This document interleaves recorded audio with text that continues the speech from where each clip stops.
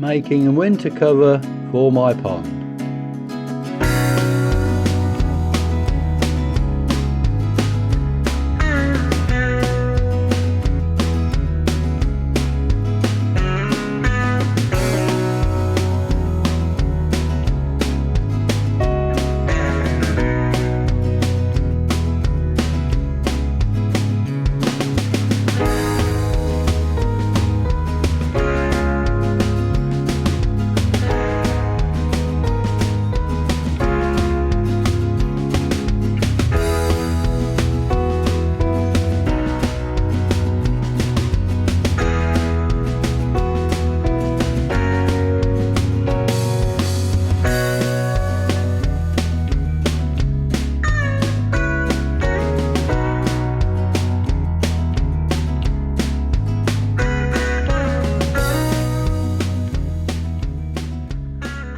Hi guys, I just thought I'd bring you up to speed for a start on how the baby koi are doing.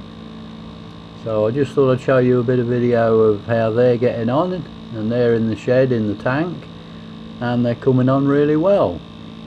I mean, when you think how far they've come and what they used to be like when we first had them, oh, that's going back some time now, but I've got a little clip here as they were growing.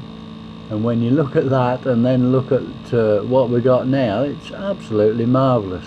How they've actually come on is unbelievable.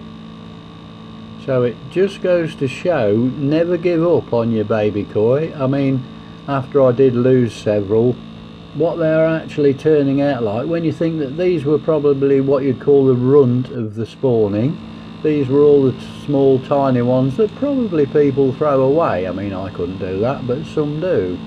And when you think that what's come of them, and it's remarkable really, and there's some decent little fish in there. I have also put 14 in the pond of the bigger ones, but this is the babies as they are now. Okay.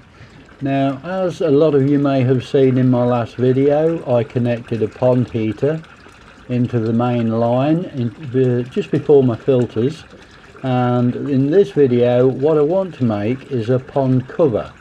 I want to make a cover for the pond to help insulate it, and I also want to insulate my tanks as well.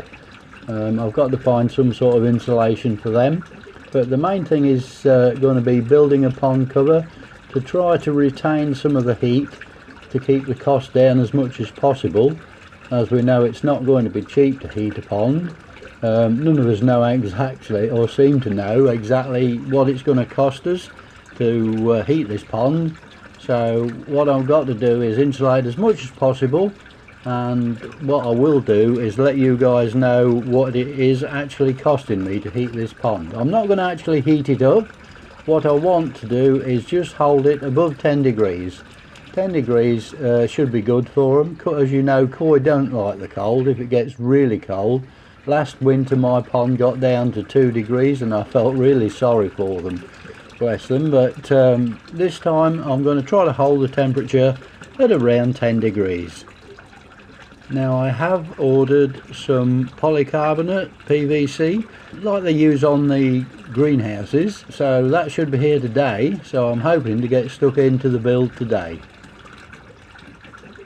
Here it is, it's the new pond cover, the sheets for the new pond cover. I've just got to get my wood now and we'll start putting it together. It's clear, it's what they use on glass houses. It's clear, what do they call it, polycarbonate PVC, so it should let the sun through and warm the water and keep the cold out. With a bit of luck I'm going to get started. I've got to get the wood and then get started on putting these frames together. Okay guys, this is the stuff that I'm going to be using. They use it on glass houses. This actually takes off, so it is clear. And this is what I will be using to cover the pond with. It's quite light, very light, and very easy to work with, it seems.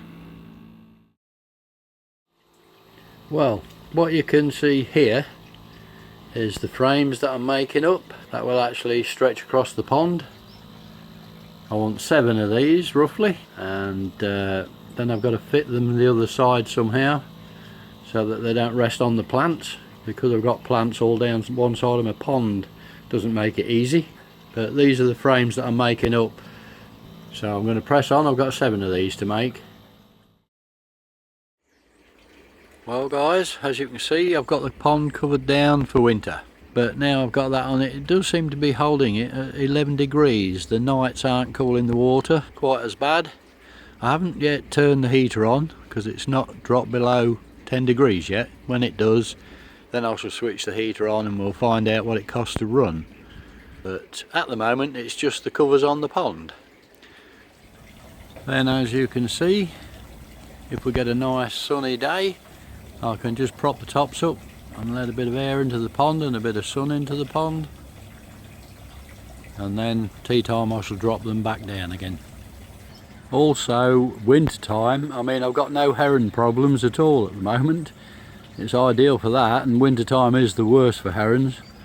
All the fish in the river tend to go down where the water's warmer at the bottom of the river, so it's harder for the herons to get food, so they do tend to look inland for it at ponds like ours. So it's a good heron deterrent. I'm no worries about herons, which is peace of mind during the winter, to be quite honest. Well guys, as you can see, I've got the tanks lagged. Funnily enough, the weather's been quite mild and I haven't had to have the heater on yet, so I still don't know what it's going to cost. I have absolutely no idea. I've got the tanks lagged, as you can see, but it's not the lagging I wanted. I wanted the thinner stuff, but this is all I could find at the moment from our local DIY, so I've put that on for now. I did want a lot smaller stuff really, but it'll do the job. They're well lagged. Okay, I just wanted to show you guys this. I'm not quite sure how well you can see this. It's a matter of getting it in the right light, but I've just done a water test on the nitrate on my pond. We're down to about 10 on the chart, so that's good news. So it's probably working. This stuff does seem to be working. I have given it 3 doses. I gave it a dose one day, because it says you can give it a double dose. I gave it a dose one day, and 2 days later I gave it another dose. Now I've left it nearly 3 weeks and given it another dose, and it looks like we're down to about 10 on the chart, so that's good news. The nitrate's coming down. So now this is what I'm actually adding to the pond, as I showed you before. It's from Bio8, BIO8. You can find them online. I think there is actually a YouTube video sort of advertising this nitrate killer. But what I should do is, like I say, put another dose in and we'll see how things go. We'll keep our eye on it. But it does say it is not a quick fix, and you might have to, if you do have a big nitrate problem, sort of top it up once a month. But we'll see how it goes, and I'll keep you guys informed. Now the pond, before I put the covers on, did get down to 10.5 degrees at nights, and first thing in the morning. That's before I put the covers on.